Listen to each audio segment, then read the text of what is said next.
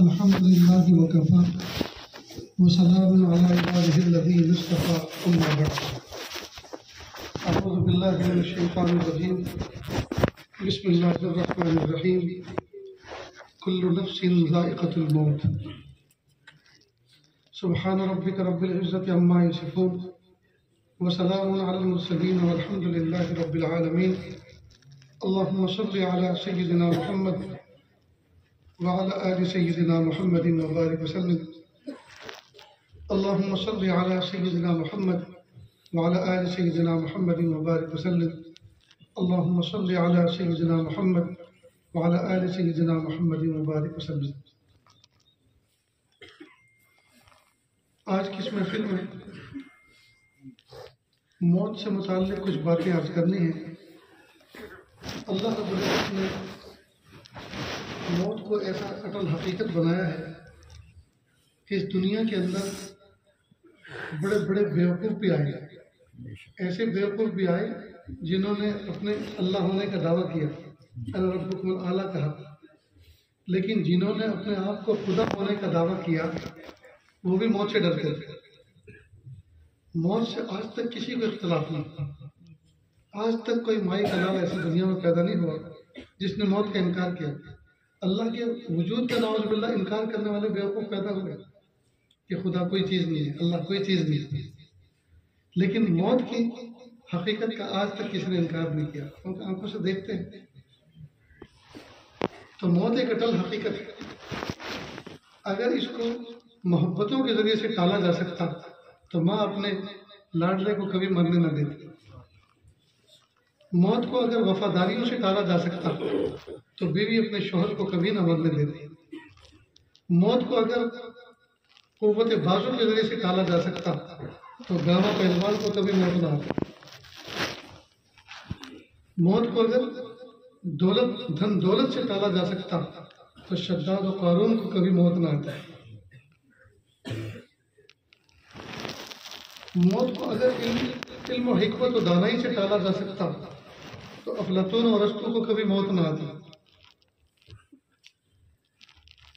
موت ایک اٹل حقیقت ہے کہ جوانوں کو بھی آتی ہے, بوڑھوں کو بھی آتی ہے, چھوٹوں کو بھی آتی ہے, بڑوں کو بھی آتی ہے, امیروں کو بھی آتی ہے اور غریبوں کو بھی آتی ہے. اب یہ جو موت واقع ہوتی ہے یہ اللہ کا حکم ہے, اللہ کا امر ہے, فیصلہ ہے. اس پر کئی مرتبہ لوگ اتنا صدمہ اٹھاتے ہیں, اتنا صدمہ اٹھاتے ہیں, ایسا لگتا ہے کہ اس موقع پر وہ اللہ تعالیٰ کے وجود اور اس کے نظام کو بالکل بھول گئے. میرا دل اس وقت ایک غم سے نڈھال ہے. 8 دن پہلے پچھلے منگل کو میرے ماموزاد بھائی جو میرے سالے اور برادر نسبتی بھی ہوتے تھے, حقیقی ماموزاد بھائی بھی تھے, شاملی کے اندر فیکٹری میں پرماننٹ تھے, جاب کرتے تھے, فیبریکیشن آرٹسن کا کام تھا ان کا. ان کو بخار آیا, بخار میں پلیٹلیٹ گھٹ گئے اور شوگر بہت بڑھ گئی. 2-3 دن لگے اسی کو مینٹین کرنے میں, یہاں تک کہ کوئی رگ پھٹی اور بلیڈنگ ہوئی. دماغ میں کسی جگہ پہ خون کا دھبا آ گیا, اس کا پریشر پڑا تو ایک طرف کا بازو, ایک طرف کا ہاتھ اور پیر پیرالائز ہو گیا. انہوں نے جواب دیا کہ آگے دکھائیں. آگے لے کر گئے تو وہاں جواب ملا کہ بھئی گردے اور لیور جو ہیں دونوں کے دونوں فیل ہو گئے.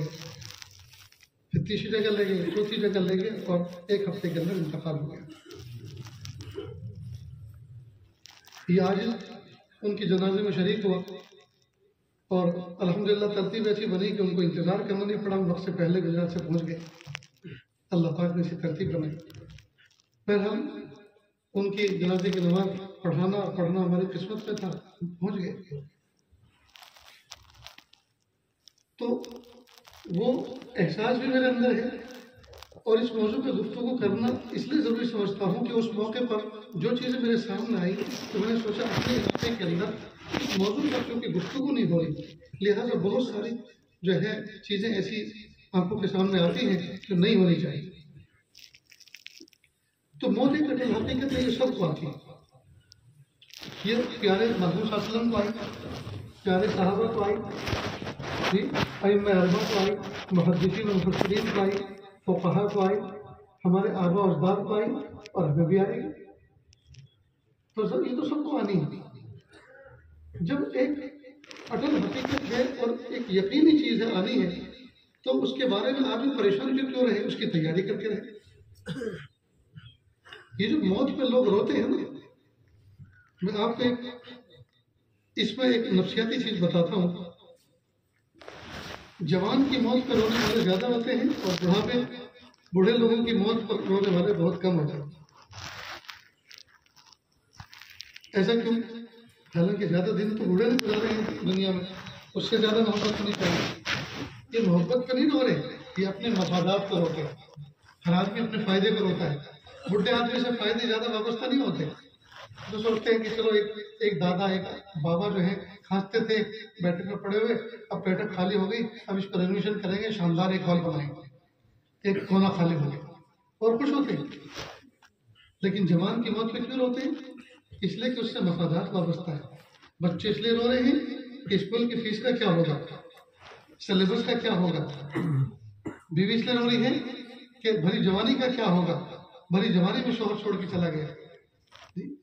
ماں باپ اس لیے رو رہے ہیں کہ بڑھاپے کی لاٹھی چھوڑ کے بڑھاپے کی لاٹھی تھا وہ چلا گیا، اب کیا ہوگا، سہارا کون ہمارا سہارا بنے گا۔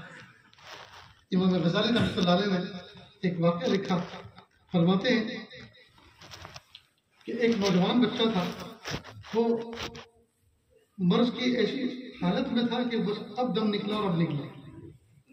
اسے بھی یقین تھا کہ میں تھوڑی دیر کو مہمان ہوں۔ ماں بھی رو رہی تھی، بیوی بھی رو رہی تھی، بچہ بھی رو رہا تھا، بوڑھا باپ بھی رو رہا تھا۔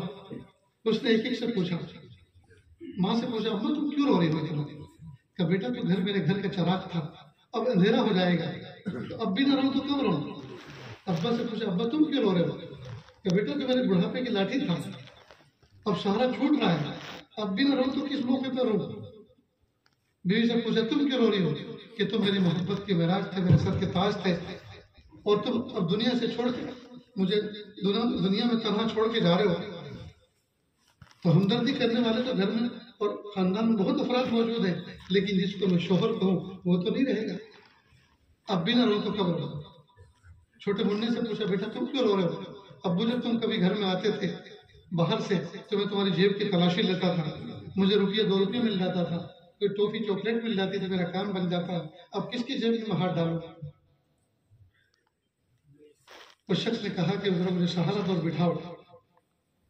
سہارا دیا گیا، کہا افسوس کاش کہ تم میں سے کوئی میرے لیے روتا۔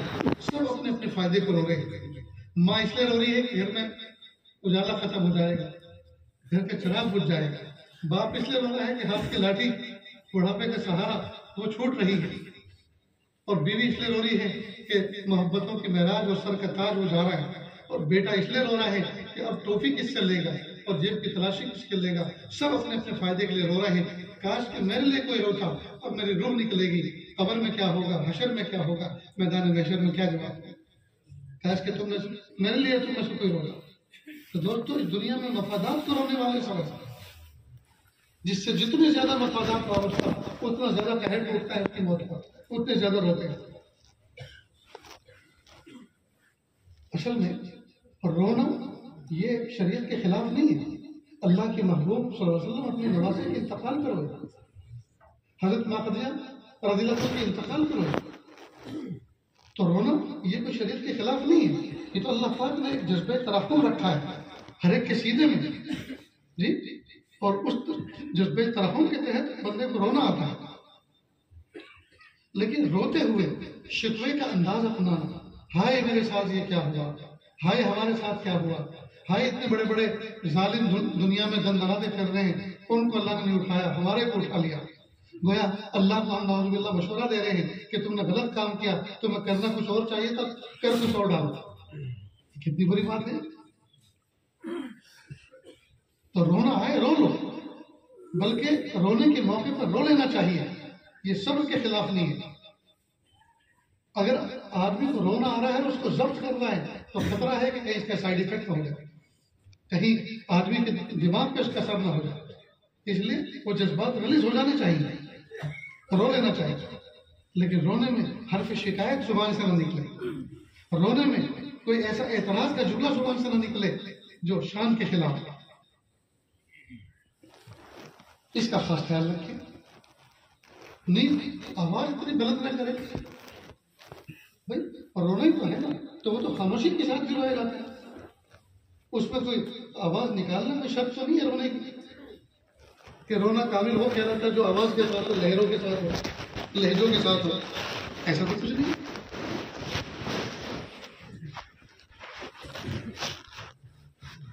تو ایک تو انتقال کے موقع پر اگر کوئی رو رہا ہے تو اس کو تسلی کے کلمات کہے، صبر کی تلقین کرے جی، اور رونے والا رو لے، آنسو بہا لے، کوئی حرج نہیں، لیکن کوئی ایسا جملہ حرف شکایت زبان کا نہ لائے جو اللہ کی شان کے خلاف، اللہ کے فیصلے پر آئے۔ حضرت مولانا اشرف علی تھانوی رحمۃ اللہ علیہ نے بہت پیاری بات فرمائی، فرض کرے اللہ نہ کرے ہم سب کے سب جیل میں ہوں اور ایک لمبی مدت ایک ساتھ رہے، اور پھر ایک آدمی کی رہائی کا فیصلہ آ جائے، تو ایک آدمی تو چھوٹا نا، تو یہ خوشی کی چیز ہے یا غمی کی؟ خوشی کی چیز ہے۔ تو جس آدمی کا انتقال ہو رہا ہے، اللہ تعالیٰ دنیا کی مصیبت سے اس کو چھٹکارا دے رہے ہیں، دکھوں بھری دنیا سے نکال کر سکھ بھری جنت کی طرف اپنے بندے کو بلا رہے ہیں، یہ تو خوشی کی بات ہے، یہ تو خوشی کی چیز ہے۔ ہاں یہ الگ بات ہے کہ ایک بہت دنوں تک اس کے ساتھ تمسک رہا، اس کے ساتھ جو ہے ویوہار رہا، تعلقات رہے، تو اس تعلقات کے جدا ہونے پر جو احساس ہو رہا ہے اس پر آدمی کو رونا ہے، وہ ایک الگ چیز۔ لیکن حقیقت تو یہ ہے کہ جو چھوٹا اس دنیا سے بہت اچھا چھوٹا، جو گیا وہ بہت اچھا گیا، بس اب جو باقی ہے اس کی فکر کرنی چاہیے۔ پیارے اللہ ہمیں بھی عافیت کے ساتھ اپنے ساتھ رکھنا۔ اگر اس موضوع پر آدمی سوچے تو بہت تسلی ہو جاتی ہے کہ اللہ پاک نے دکھ بھری دنیا سے ہمارے مریض کو، ہمارے رشتے دار کو، ہمارے بھائی کو دکھ بھری دنیا سے نکال کر سکھ بھری جنت کی طرف بڑھا دیا۔ ہمارے اس علاقے کے اندر ایک بہت بڑی کمی یہ ہے کہ جب روح نکلتی ہے تو رونے دھونے بیٹھ جاتے ہیں۔ چلیے جس کو رونا آ رہا ہے رونا، لیکن کیا رونا ہی اب کام اور کچھ کام نہیں؟ اب صرف رونا ہی ہے، اب نماز پڑھنا نہیں ہے؟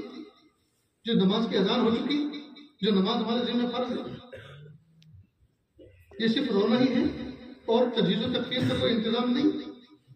رونا ہی ہے، رشتے داروں کو اعزاء کو اطلاع دینا نہیں؟ اور بھی تو بہت سے کام ہیں۔ اگر سارے کے سارے لوگ اسی میں، گھر کے خاندان کے افراد اگر اسی میں جڑیں گے، یہ کون سی چیز ہے؟ بلکہ جس طرح سے بہت سارے کاموں میں دکھاوا آ گیا، رونے میں بھی دکھاوا آ گیا، لوگ جو ہے جواڑی کھینچ لیتے ہیں، بند کر لیتے ہیں۔ اگر حقیقت میں رونے میں جواڑی بند ہوتی ہے تو بھی گجرات میں کیوں نہیں ہوتی؟ آج تک میں نے کسی کی جواڑی بند ہوتی نہیں دیکھی۔ اس کا مطلب یہ ہے کہ ہے کچھ، اس میں کچھ نہ کچھ ہے، حل میں کالا۔ یہ اس لیے کھینچی جا رہی ہے تاکہ سب کو پتا چلے کتنا بڑا صدمہ اٹھا ہے، حالانکہ اسی نے سب سے زیادہ ستایا تھا، اس مرنے والے کو سب سے زیادہ دکھایا اور ستایا اسی نے تھا۔ لیکن یہ ڈھونگ اس لیے کیا جا رہا ہے تاکہ لوگوں کو پتا چلے کتنی محبت تھی اور کتنا صدمہ اٹھا رہا کہ بے ہوش ہو گئے۔ ایک بات۔ دوسری بات،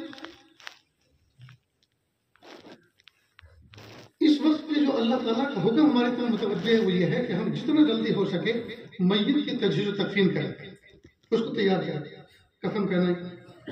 ہمارے اس علاقے کے اندر عورتیں خاص طور سے یہ سمجھتی ہیں میت کو جب نہلا دیا تب اس کو دیر مت کرو۔ ارے وہ نہلانے کے بعد دیر کرنا نہیں ہے، وہ تو روح نکلنے کے بعد حکم ہے کہ دیر مت کرو، جلدی سے اس کی تجہیز و تکفین کرو۔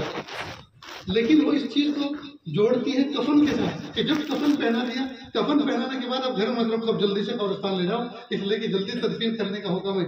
تو کفن پہنانے کے بعد تدفین کا حکم نہیں ہے، وہ تو روح نکلنے کے بعد ہی حکم متوجہ ہوتا ہے کہ جتنا جلدی ہو سکے اس کی تیاری کریں۔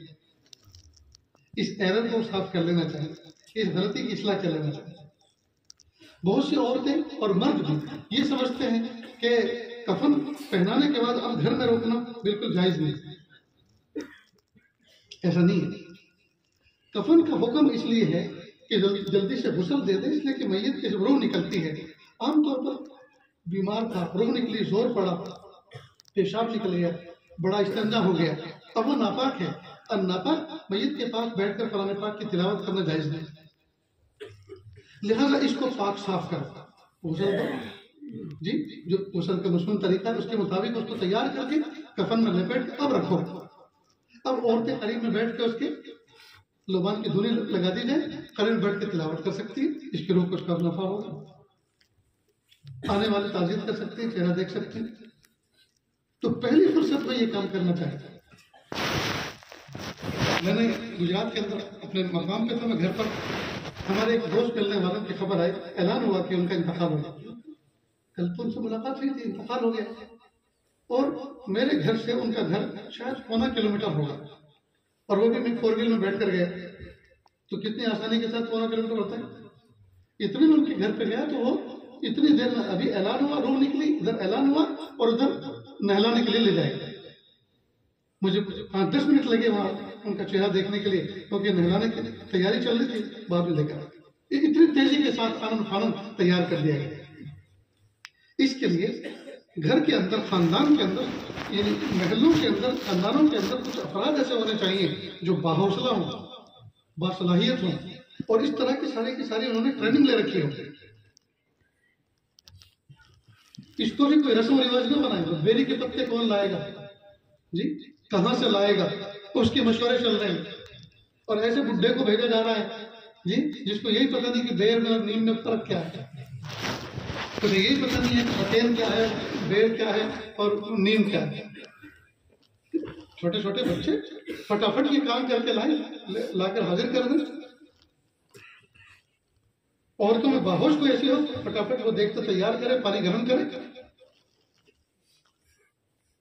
اس لیے گجرات کے اندر بہت سارے گاؤں کے اندر نوجوان بچوں کی ایسی ٹیم ہوتی ہے, جماعت ہوتی ہے, خاص طور سے اکثر کرکٹ کھیلنے والے بچے ہوتے ہیں. وہ ایسے موقع پر جب پتہ چلا بھی فلاں محلے میں حضور کا امتی انتقال ہوا, یہ نہیں دیکھتے کہ خاندان کیا ہے, اس کی سرنیم کیا ہے, اور اس کی برادری کیا ہے, کچھ نہیں, بس حضور کا امتی انتقال ہوا ہے, فوراً 150 کرسیاں اس کے محلے میں ڈال دیتے ہیں تاکہ آنے والے وہاں بیٹھ کر تعزیت کریں. کوئی درخت کپڑا ڈال دیا جاتا ہے تاکہ عورتیں اس پر بیٹھیں, پردے کا انتظام کر دیا جاتا ہے. ایک ٹیم فوراً قبرستان پہنچ جاتی ہے, اور جو بہت زیادہ غم سے نکالو اس کو تسلی دے کے اس سے پوچھتے دیکھو کس کس کو اطلاع کرنی ہے. کس کو اطلاع کرنا بہت ضروری ہے. جو نیئر ڈیئر ہوتے ہیں ان کے وہ نمبر لے لیتے ہیں اور ان کا نام لے لیتے ہیں, ان کو اطلاع کرتے ہیں. اور ایک بہت پیارا کام یہ کرنے کا ہوتا ہے, اور جو وہاں ہوتا ہے, جو ہمارے یہاں کرنے کی ضرورت ہے, وہ یہ کہ جن رشتہ داروں جو بہت قریبی رشتہ دار ہوتے ہیں, تجہیز و تکفین کے بعد یعنی تدفین کے بعد وہ اپنے گھروں کے اندر, جیسے آپ ہمارے یہاں یہ چیز جن کو کہتے ہیں, کھٹی املی کے جو بیج ہوتے ہیں, یہ ہیں, یہ تصویر کے دانے ہیں, یا اور بھی بہت ساری چیزیں شمار کرنے کی ہوتی ہیں. 2 ڈبے ہوتے ہیں, ایک خالی اور ایک بھرا ہوا. بھرے میں ایک خاص تعداد ہوتی ہے, اور جس کے ہاں ہوتا ہے ڈبہ وہ لکھ کے رکھتے ہیں کہ اس میں اتنے دانے ہیں. یہاں ایک ذرا بیچ میں ایک بات اور فضیلت کی سناتا چلوں. ایک بزرگ فرماتے ہیں کہ لا الہ الا اللہ جو 70,000 مرتبہ پڑھے گا, میں نے ایک فضیلت کی کتاب میں پڑھا کہ جو بندہ 70,000 مرتبہ لا الہ الا اللہ پڑھے گا, اللہ تعالیٰ اس کو جہنم سے چھٹکارا دے دیتے ہیں. کہا میں نے یہ پڑھا تھا, لیکن باقاعدہ اس کا مجھے کوئی حوالہ نہیں مل رہا تھا. ایک مرتبہ محلے کے اندر ایک دعوت ہوئی. اس دعوت کے اندر محلے کے ایک نوجوان بھی شریک ہوا, جس کے بارے میں مشہور تھا کہ اس کو کشف ہوتا ہے, اور بہت سے مرے ہوئے لوگوں کے حالات اس کو پتہ چلتے ہیں. لیکن مجھے اس کے بارے میں ڈاؤٹ تھا کہ یہ ایسی ہی بے سر پیر کی اڑاتا ہے.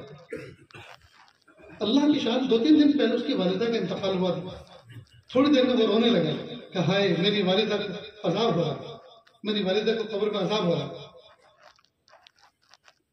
اور یہ کہتے کہتے وہ رونے لگا, روتے روتے بے ہوش ہو گیا, منہ میں سے جھاگ آنے لگے. وہ بزرگ فرماتے ہیں کہ جنہوں نے لا الہ الا اللہ کی فضیلت پڑھی تھی کسی جگہ کہ اللہ تعالیٰ عذاب سے محفوظ فرماتے ہیں, 70,000 مرتبہ جس کو پڑھ لیتا ہے. کیا میں نے 70,000 مرتبہ اپنے لیے پڑھ رکھا تھا, 70,000 مرتبہ اپنی بیوی کے لیے پڑھ رکھا تھا, اور 70,000 کے 1-2 نصاب اور میرے پاس موجود تھے, یعنی اور ڈھیریاں پڑھ کے میں نے رکھی ہوئی تھی. تو میں نے خاموشی کے ساتھ اس کی والدہ کو اشارہ صاف کر دیا وہ تھوڑی دیر کے لیے مسکرا کے اٹھا، میری امی کو نجات مل گئی، اللہ کے عذاب سے میری امی کو نجات مل گئی، نجات مل گئی۔ تاکہ اسی محفل میں مجھے دو چیزوں کا فائدہ ہوا، ایک تو اس عمل کی فضیلت پکی ہو گئی، اور دوسرا یہ کہ اس کے بارے میں جو شک تھا کہ اس کو کشف ہوتا ہے کہ نہیں ہوتا، یہ بھی یقین ہو گیا کہ واقعی اس کو کشف ہوتا ہے۔ خیر، یہ فضیلت آپ نے سن لی۔ اب عام طور پر دیکھا گیا گجرات میں ان تسبیحات کا بہت زیادہ اہتمام کیا جاتا ہے۔ قرآن شریف بھی پڑھتے ہیں لیکن زیادہ یہ تسبیح پڑھتے ہیں۔ اب دو چار عورتیں بیٹھ جاتی ہیں عام طور پر، جس کے گھر میں کوئی غم ہو، کوئی کسی کا نیئر ڈیئر ہو، اس کا انتقال ہو گیا، باہر ملک میں انتقال ہو گیا، اب بہن ہے، اب وہ رنجیدہ ہے، تو لوگ اس کی تسلی کے لیے دلاسے کے لیے آتے ہیں۔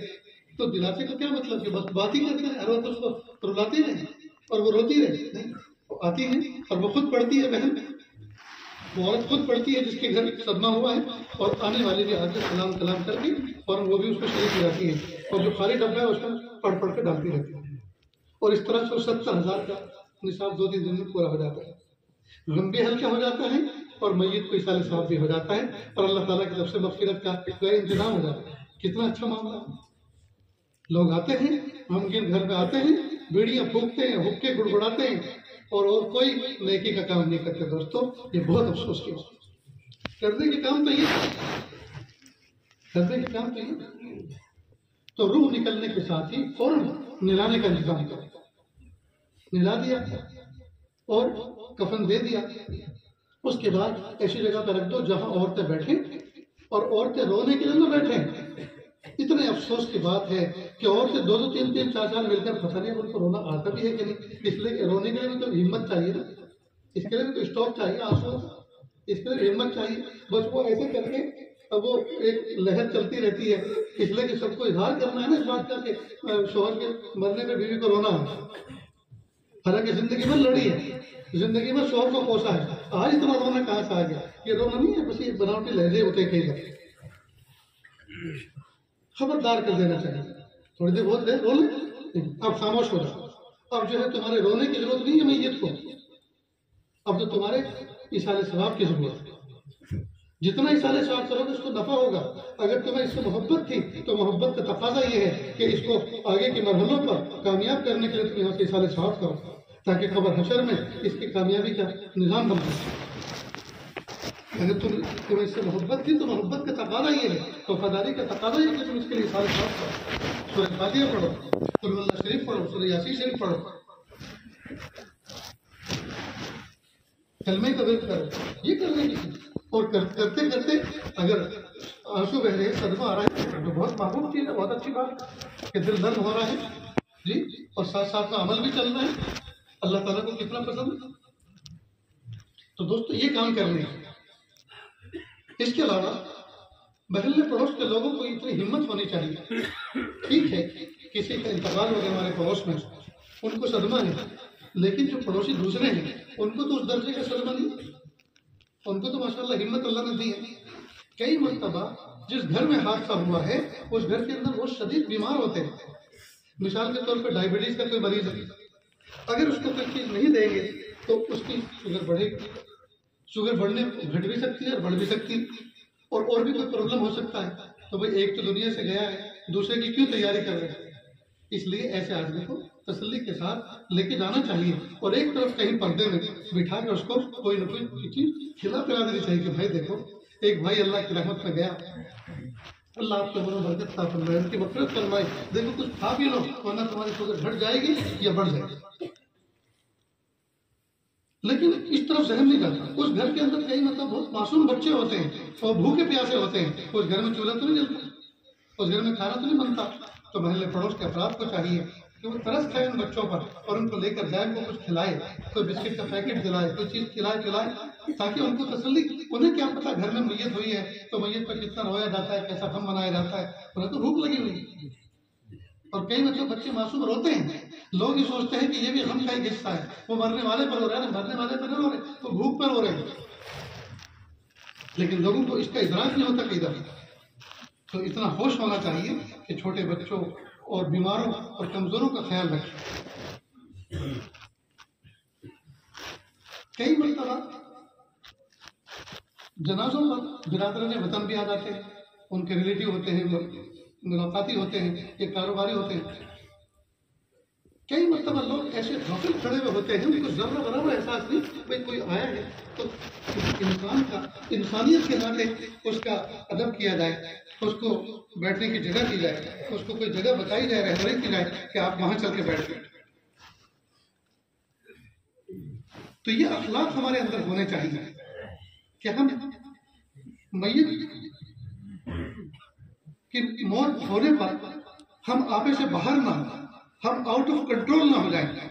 ऐसा ना हो कि अब हमें कौन संभाले, और इस तरह से बेहोश हो जाना और अपने होश खराब कर देना और इतना तड़पना, ये अल्लाह ताला के फैसले के खिलाफ हुआ एहतजाज है। भाई अल्लाह ने तो अपने बंदे को, अपनी बंदी को दुखों भरी दुनिया से निकाल कर जन्नत के लिए अल्लाह ताला ने परमिशन दी, और वहां जाने का अल्लाह पाक ने मौका अता फरमाया।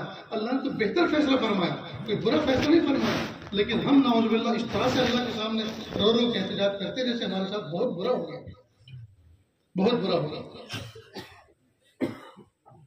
और जब यही जीते 100-125 साल तक पहुंच जाते हैं तो फिर इसको बहुत समझते हैं, फिर बहुत समझते हैं। तो अगर मोहब्बत ऐसी थी तो फिर और रखो ना।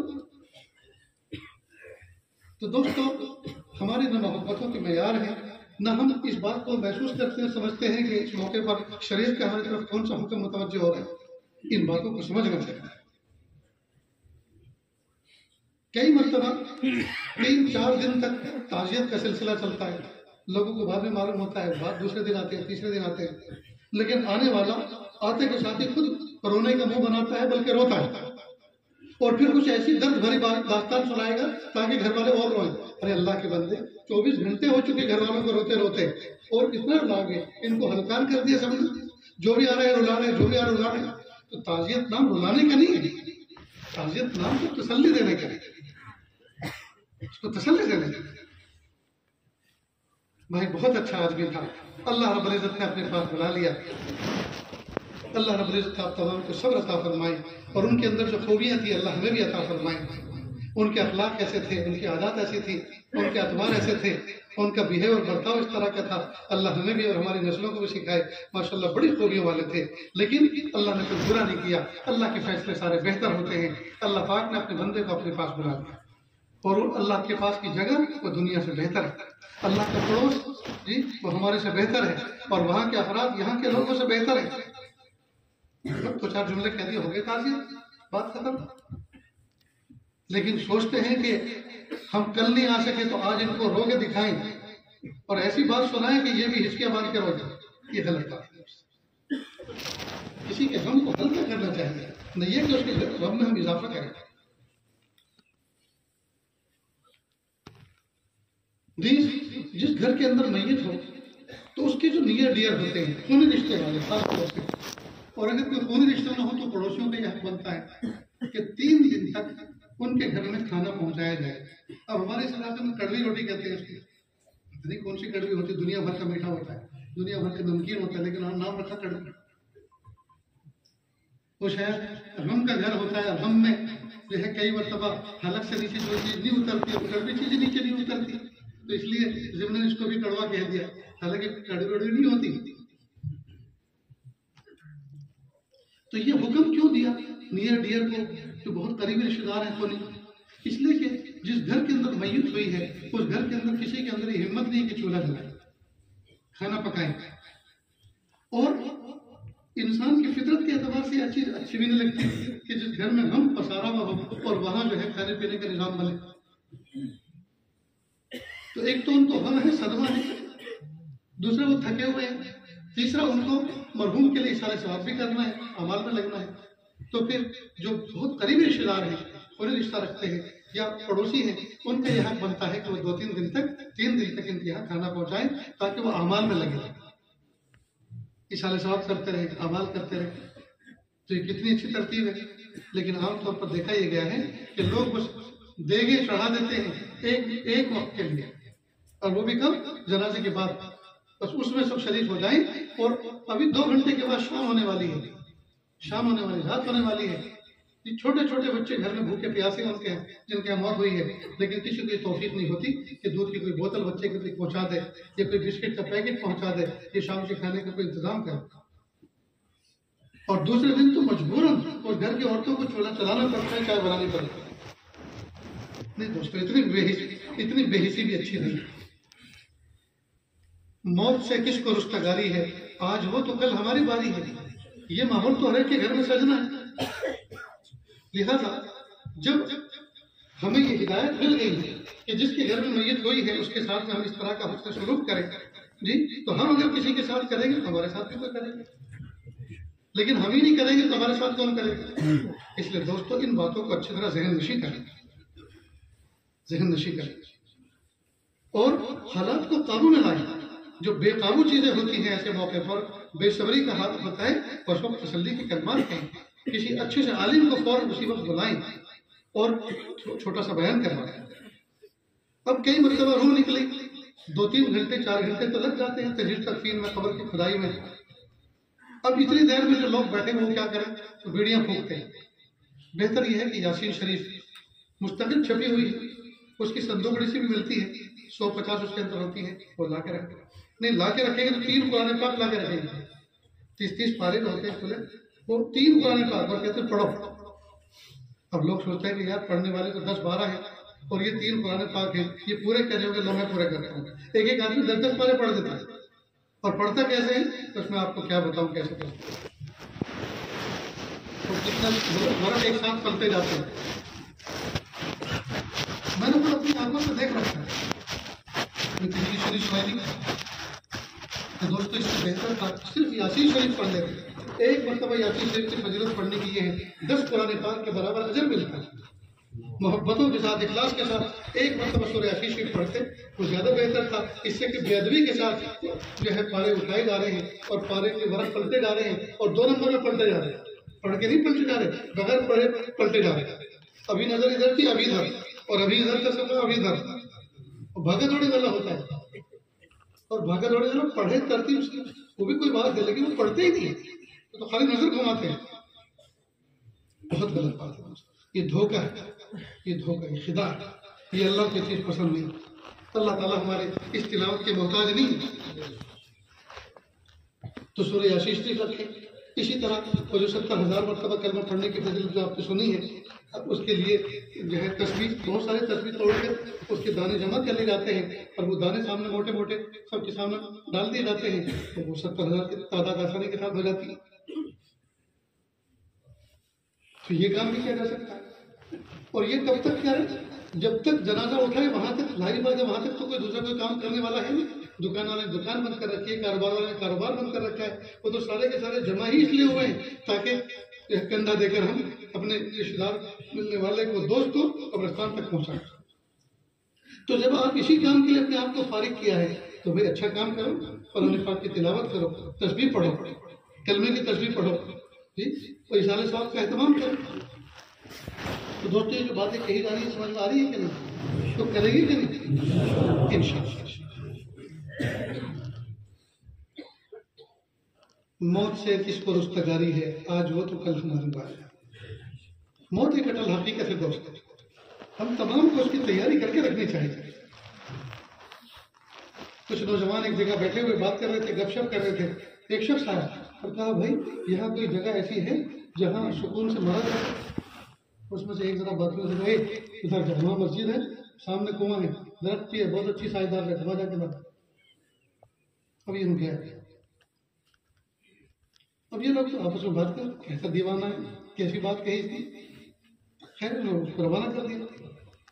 اب گھنٹے 1.5 گھنٹے کے بعد اذان ہوئی، اب یہ نماز کے لیے چلے، جا کے کیا دیکھتے ہیں کہ درخت کے نیچے وہ شخص مرا ہوا پڑا ہوا۔ تو ان کو ٹھٹکے حیرت ہوئی کہ اچھا ایسے بھی موت آ جاتی، گویا وہ شخص موت کی تیاری کے ساتھ چل رہا تھا، موت کا انتظار کر رہا تھا۔ خواجہ فرید الدین عطار رحمۃ اللہ علیہ کے بارے میں آتا ہے، اتنے کی دکان تھی کہ اتنے فروش تھے، ایک شخص دیوانہ سا آیا اور آ کر ان کے دکان کے اندر چھوٹی بڑی جو شیشیاں رکھی تھی خوشبو کی، ان کو غور سے یوں کر کے دیکھتا رہا۔ یہ نے پوچھا یہ کیا دیکھتا ہے؟ کہ میں یہ دیکھتا ہوں کہ آپ کی روح کیسے نکلے گی، ایک شیشی میں سے دوسری میں، دوسری سے تیسری میں، تیسری چوتھی میں، تمہاری روح تو بھٹکتی رہے گی، کیسے نکلے گی؟ ارے پیچھے ہٹ، جیسے تیرے نکلے گی ایسے ہماری نکلے گی، چل یہاں سے۔ اچھا کہ ہماری تو ایسے نکلے گی۔ کندھے سے ایک رومال اتارا اور روڈ کراس کر کے فٹ پاتھ پہ گیا اور کہا لا الہ الا اللہ محمد رسول اللہ، یوں کہہ کے لیٹ گیا۔ کافی دیر کے بعد یہ اپنی دکان بند کر کے نماز کے لیے کھانے کے لیے جا رہے تھے، دیکھتے کیا کہ اس کو دیکھو تو صحیح دیوانہ کون ہے، ہاتھ جو لا کے دیکھا کہ وہ پرواز کر چکا، پر دل پہ چوٹ لگی، ہائے مرنے والے تو ایسے بھی مر جاتے ہیں۔ بس دکان لٹا دی اور اللہ کے راستے میں لگ گئے، اللہ کی محبت میں لگ گئے اور خواجہ فرید الدین عطار کہلائے۔ پڑوسی ملک میں میرے ایک رشتے دار تھے، بہت قریبی تھے، حافظ قرآن تھا۔ رمضان مبارک میں شہری کھائی اور شہر کھانے کے بعد ان کو الگ سوا گرمی کا موسم تھا، جلدی کسی جگہ دور جانا تھا، تو انہوں نے اپنے رشتے داروں کو سب کو عورت پر سب گاڑی میں بٹھایا، اور بڑی گاڑی تھی، گاڑی میں بٹھایا اور تیزی سے جا رہے تھے۔ بس ایک دم سے انہوں نے دھیرے دھیرے دھیرے کر کے ایمرجنسی بریک جیسے لیے اور گاڑی کنارے کی اور ہاتھ یوں کیے پیچھے تو کہ لا الہ الا اللہ محمد رسول اللہ صلی اللہ علیہ وسلم، اتنا کہ انتقال ہو گیا۔ کتنی پیاری موت کہتے ہیں، اللہ اکبر کے۔ یہ سب سننے کے اور سنانے کے بعد اب اپنی باری کا مسئلہ آتا ہے کہ ہم کس حال میں جائیں، کفن مقدر ہوتا ہے کہ نہیں ہوتا، دفن مقدر ہوتا ہے کہ نہیں ہوتا، وطن کی زمین مٹی نصیب ہوتی ہے کہ نہیں ہوتی، کیا پتا دوست۔ کئی مرتبہ دو جوان بچے، جیسے اس گاؤں کے بہت سے بچے ہیں اور دوسرے گاؤں کے بچے پردیس میں جاتے ہیں دو پیسے کمانے کے لیے۔ کئی مرتبہ وہ جاب ورک کر کے اپنے گھر پہ آتا ہے، 2-5 دن کے لیے چھٹی لے کر کچھ پیسے دیتا ہے، گھر کا کچھ سامان خرید کر رکھ کے جاتا ہے اور صبح صبح اپنا بیگ لے کر پھر تیار ہو کے جاتا ہے۔ چھوٹے چھوٹے بچے باپ کے پیروں سے سمٹ جاتے ہیں، ابو کیوں جا رہے ہو، ابھی تو آئے تھے، ابو کیوں جا رہے ہو؟ بیٹا بہت سارے پیسے کمانے جا رہا ہوں، انشاءاللہ میں جلدی آؤں گا۔ اب ان کو تسلی کر کے بیوی چھڑا لیتی ہے، بیوی کے آنکھوں میں آنسو، اس کے آنکھوں میں آنسو، چھوٹے چھوٹے معصوم بچوں کو دیکھتے دیکھتے چلا جاتا ہے۔ ٹرین پکڑتا ہے، لمبا سفر کر کے 24 گھنٹے کا دور کہیں پہنچتا ہے، ریلوے اسٹیشن اتر کر ابھی وہ جا ہی رہا ہوتا ہے، پیچھے سے کچھ بڑا سا ٹرک کچل دیتا ہے، نہ یہ پتہ چلتا ہے کہ نام کیا تھا، نہ یہ پتہ چلتا مذہب کیا تھا، نہ یہ پتہ چلتا کس کا باپ تھا، کس کی اولاد تھا، کس کا شوہر۔ پردیش میں کہیں مطلب ایسی بے بسی کی موت آتی ہے دوستوں، تو اللہ تعالیٰ بے بسی اور بے کسی کی موت سے بچائے، اللہ تعالیٰ ایسی شاندار موت عطا فرمائے، حقوق اللہ معاف ہو چکے ہوں یا ادا ہو چکے ہوں، حقوق العباد ادا ہو چکے ہوں یا معاف ہو چکے ہوں جی، اور بچے اپنے اپنے پیروں پہ کھڑے ہوں اور دین کے دائی ہوں، دین پر چل رہے ہوں، نمازوں کے پابند ہوں، اولاد آنکھوں کی ٹھنڈک ہو جی، مبارک دن ہو، مبارک مہینہ ہو، مبارک لمحات ہو، مبارک جگہ ہو اور زبان کو مبارک کلمہ ہو اور کلمہ پڑھتے پڑھتے اللہ سے جا ملے۔ یہ موت اللہ سے مانگنی چاہیے میرے پیارے اللہ۔ دنیا سے ہم اس حال میں جانا نہیں چاہتے کہ سارا بکھیڑا ہمارے پیچھے ہو، اللہ ہم سارے معاملات سارے فائلیں کلیئر کر کے آپ کے پاس آنا چاہتے ہیں۔ افسوس کی بات ہے دوستو، ہم لوگ موت کے تذکرے سننا اس سے ڈرتے ہیں۔ رات کے وقت جب موت میت کی کوئی بات ہونے لگے تو چھوٹے چھوٹے بچے بھی رضائیوں میں دبک جاتے ہیں اور اس کو اچھی طرح سے دبا لیتے ہیں، کوئی ہماری موت کی بات ہو۔ یہ سب چیزیں اصل میں اللہ تعالیٰ سے محبت کی کمی کے علامت ہے۔ موت تو اللہ سے ملنے کا ذریعہ ہے، اس سے کیا ڈرنا؟ یہ تو اللہ سے ملنے کا ذریعہ ہے، اس سے کیا ڈرنا؟ یاد رکھیں اللہ والے بہت آسانی کے ساتھ دنیا سے رخصت ہو جاتے ہیں، آسانی سے رخصت ہو جاتے ہیں، اور وجہ اس لیے کہ ان کا دل ہمیشہ وہیں لگا رہتا ہے۔ اور ایک موٹی سی بات ہے، جس آدمی کا سرمایہ جہاں ہوتا ہے دل وہیں لگا رہتا ہے۔ گھر کی بیوی ہو، گھر کی بڑی ذمہ دار ہو اور جویلری اور زیورات الماری میں کسی جگہ کسی کمرے میں رکھے ہوں، اس کا دل ہر وقت وہیں لگا رہتا ہے۔ رشتہ داری میں جاتی ہے توجہ وہیں رہتی ہے، پتہ نہیں اس کمرے کا کسی نے تالا نہ توڑ دیا، کسی نے تجوری کا تالا نہ توڑ دیا۔ میں جب چلی تھی دیکھ کے تو آئی تھی، پتہ نہیں چابی جو ہے اس کی اسی میں لگی تو نہیں رہ گئی، یہ دوسری چابی وہیں تو نہیں رہ گئی کہ یہ لٹکی ہوئی۔ تو سب سے آخری نظر بھی اسی الماری پر جس میں جمع جوکو ہے، اور سب سے پہلی نظر بھی اسی الماری پر جس میں جمع جو ہے گھر میں جب آتی ہے. کیوں؟ اس لیے کہ قیمتی سرمایہ اس میں اللہ والوں کا قیمتی سرمایہ جنت کی طرف وہ بھیج چکے ہوتے ہیں، اس لیے دل بھی توجہ بھی ادھر ہی رہتی ہے. اس لیے کہ جہاں مال ہوگا وہی توجہ ہوگی. ان کا مال، ان کا سرمایہ آخرت میں جمع ہو چکا ہے، لہذا توجہ وہی لگی رہتی ہے. اور ہم نے چونکہ دوستوں دنیا ہی میں بسایا ہے، دنیا ہی کو سجایا ہے، جنت سے نکالے گئے جب دنیا کو آ کے جنت بنانے میں لگ گئے، لہذا اسی دنیا میں رکھے ہوئے. تو یہ فرق ہے عوام الناس کی موت میں اور خواص کی موت میں، کہ خواص ان کی توجہ اللہ کی طرف مرنے سے پہلے سے لگی رہتی ہے، کیونکہ انہوں نے اپنی آخرت میں سب کچھ جمع کر رکھا ہے. اور ہماری ساری کی ساری توجہ دنیا کی طرف ہوتی ہے، اس لیے مرنے سے ڈرتے ہیں، مرنے کا تذکرہ سننے سے ڈرتے ہیں. اس لیے کہ اس کی تیاری جو نہیں کی. بھائی جس آدمی نے سفر کی تیاری کی ہے، ٹکٹ کنفرم ہو، کپڑوں پر پریس کر کے رکھی ہوئی ہو، بیگ اچھی طرح پیک کیا ہو، جو استعمال کی ضرورت کی دوائی ہوتی ہے وہ بھی ساتھ میں موجود ہو، اور پیسے بھی وافر مقدار میں ہو، تو اس آدمی کے سفر پہ جانا ایک بہترین تفریح ہوتی ہے. انجوائے کرتے ہوئے وہ سفر سے جاتا ہے. لیکن جس آدمی کا ٹکٹ بھی کنفرم نہ ہو، جس آدمی کے کپڑوں پر پریس بھی نہ ہو، جس آدمی کے پاس پیسے بھی پورے نہ ہو، اور اچانک سفر سے جانا پڑ جائے، سفر اس کے لیے عذاب علیم ملے، پریشان ہوتا ہے. بس یہی فرق ہے اللہ والوں کی موت میں اور دنیا داروں کی موت میں، کہ اللہ والوں نے سفر آخرت کے لیے مکمل تیاری پہلے سے کر کے رکھی ہوتی، اس لیے وہ آسانی سے دنیا سے چل جائے. اس لیے میرے بھائی جب بیماری ہو اور کمزوری ہو تو آدمی کو چاہیے کہ اپنی آخرت کو یاد کرے، اللہ کی یاد دل میں بسائے. کیا پتہ یہی بیماری زندگی کی شان ہونے کا سبب بن جائے اور یہی ذریعہ بن جائے اللہ تعالیٰ کے یہاں پہنچنے کا. اس لیے معاملات بالکل صاف اور ہڈن کچھ بھی نہ رکھے. کئی مرتبہ جوان بچوں سے، بیوی سے شوہر بہت کچھ چھپا کے رکھتا ہے، اور جب مرتا ہے تو جس کے قبضے میں جو ہوتا ہے وہ اپنا سمجھتا ہے،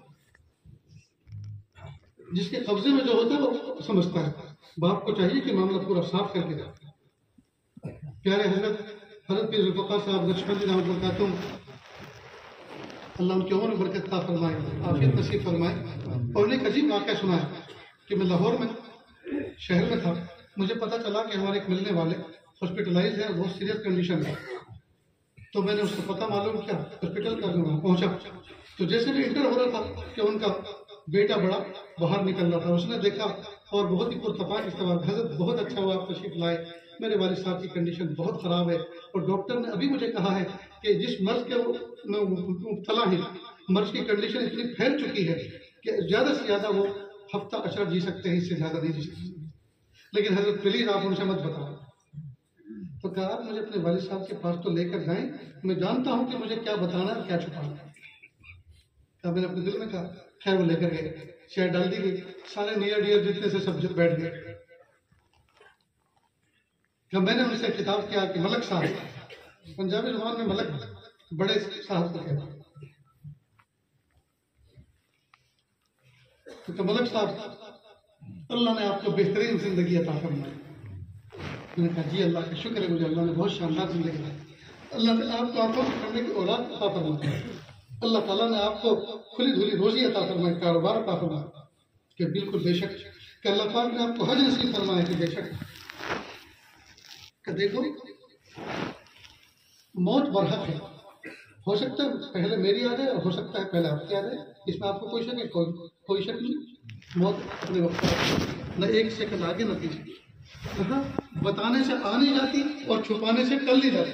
بالکل میرا یقین ہے، میرا ایمان کہ دیکھو آپ کا جو مرض ہے، ڈاکٹروں کا یہ کہنا ہے کہ اس مرض کے اندر بندہ زیادہ نہیں جی سکتا، اور ڈاکٹروں کا اندازہ یہ ہے کہ اس میں زیادہ سے زیادہ بندہ ہفتہ اشرا جی سکتا ہے.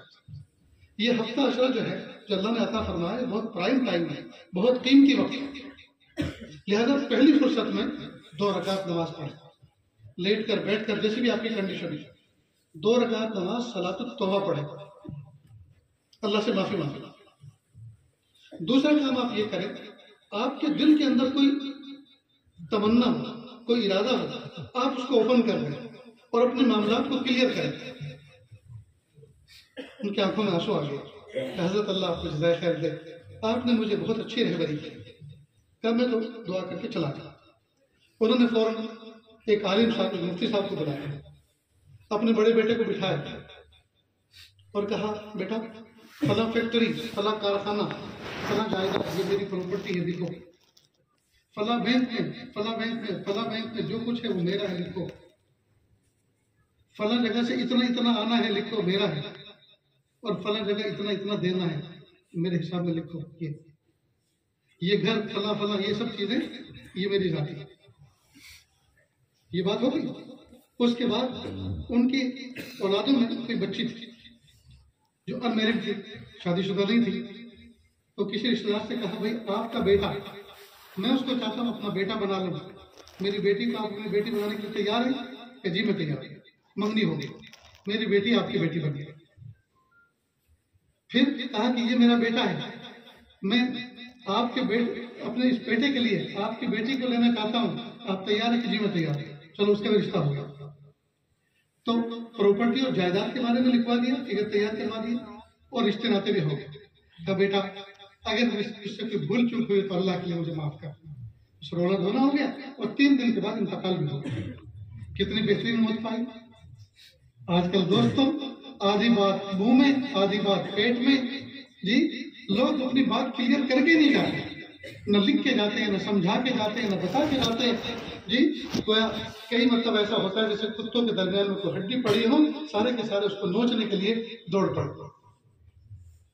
نہ بچوں کی تربیت اس طرح کی ہے، نہ ان کے اخلاق کیسے بنائیں گے کہ بعد میں کس طرح سے آپس میں ایک دوسرے کے ساتھ بہیو کرنا ہے۔ بس شادی بیاہوں کے مشورے شروع ہوئے، جنازہ کس طرح سے تدفین کیا جائے، جی اور کفن کس طرح سے دیا جائے، یہ سب کو پتہ نہیں ہے۔ ہاں آگے پیچھے کے جوڑے کتنے ہوتے ہیں وہ سب کو پتہ ہے۔ اللہ اکبر۔ دوستو کب ہم سدھریں گے، کب ہم اپنے اندر اصلاح لائیں گے، کب ہم جو ہے آخرت کی تیاری کریں گے؟ کیا یہی رہنے کا فیصلہ کر لیا؟ کیا ہم اپنی آنکھوں سے لوگوں کے جنازے اٹھتے نہیں دیکھ رہے؟ کیا ہم لوگوں کو کندھے سے جنازہ نہیں دے رہے؟